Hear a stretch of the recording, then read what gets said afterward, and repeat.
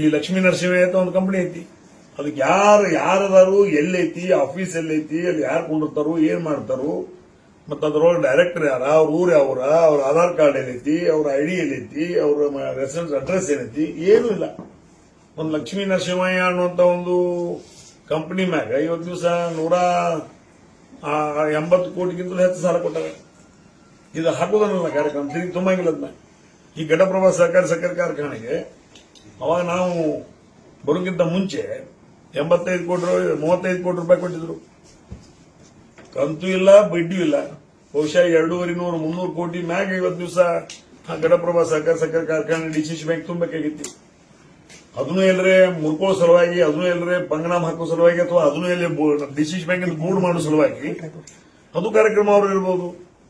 ಈಗ ಒಂದು ಲಕ್ಷ್ಮೀ ನರಸಿಂಹಯ್ಯ ಕಂಪನಿಗೂ ಕೊಟ್ಟಿರ್ತಕ್ಕಂಥ ಸಾಲ ಡೂ ಮಾಡೋ ಸಲುವಾಗಿ ಅದು ಒಂದು ಕಾರ್ಯಕ್ರಮ ಇರಬಹುದು. ಅದ್ರ ಜೊತೆಗೆ ಈಗ ಅವ್ರು ಜಯಶೀಲ್ ಶೆಟ್ಟಿ ಅಂತ ಅವ್ರ ರೈಟ್ ಹ್ಯಾಂಡ್ ಅದಾನ, ಅವ್ರ ಕಾಂಟ್ರಾಕ್ಟರ್ ಜಯಶೀಲ್ ಶೆಟ್ಟರು. ಅವರು ಗುಂಡಾಪುರದವರು, ಒಳ್ಳೆ ಮನುಷ್ಯ. ಈಗ 10 ವರ್ಷದಿಂದ ಹೇಳಿದ್ ನಾನು, ದೂರ ಇರಪ್ಪ, ನಿನ್ನ ಆಸ್ತಿ ಹೊಲ ಚೆನ್ನಾಗಿ ಉಳಿಸ್ಕೊಂಡು ನೀನು ಉದ್ಯೋಗ ಮಾಡ್ಕೊಂಡಿರೋ ಅಂತ ಹೇಳಿದ್ನಿ. ಆದ್ರೂ ಮೊನ್ನೆ ಏನಾಗಿದ್ದು ಗೊತ್ತಿಲ್ಲ ನನಗೆ.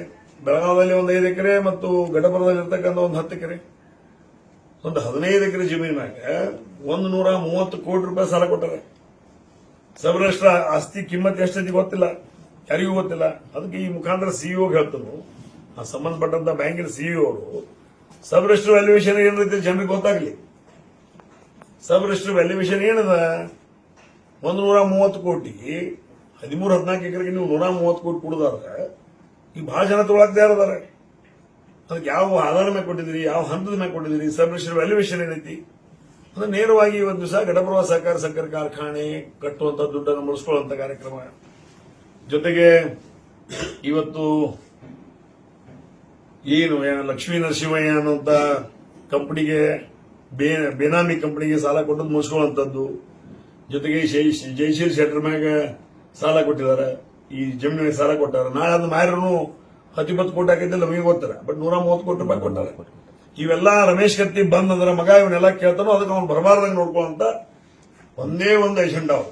ಅದಕ್ಕೆ ನನ್ನ ಮೊನ್ನೆ ಅವರು ಕೇಳ್ರು, ಪ್ರೆಸ್ದವ್ರು, ನೀವೇನಾದ್ರು ಪ್ರೆಸ್ದವ್ರು ಕೇಳ್ರು, ನಿಮ್ಮನ್ನು ವಿಲನ್ ರೂಪದಾಗ ನೋಡ್ತಾರ. ಹೌದು, ಮತ್ತೆ ತುಡುಗು ಮಾಡಬಾರ್ದು ಅಂತ ಹೇಳೋ, ಮತ್ತೆ ವಿಲನ್ ಆಗೋಲ್ಲ. ಇಲ್ಲ ಮತ್ತೆ ಏನ್ ಬರ್ತೈತಿ ಅದ್ರ ನೀರ್ ತಗೋ ನಾಡ್ ತಗೋ ಅಂದ್ರೆ ಮತ್ತೆ ವಿಲನ್ ಆಗುದು. ನಾನು ತುಡುಗು ಮಾಡಬಾರ್ದು.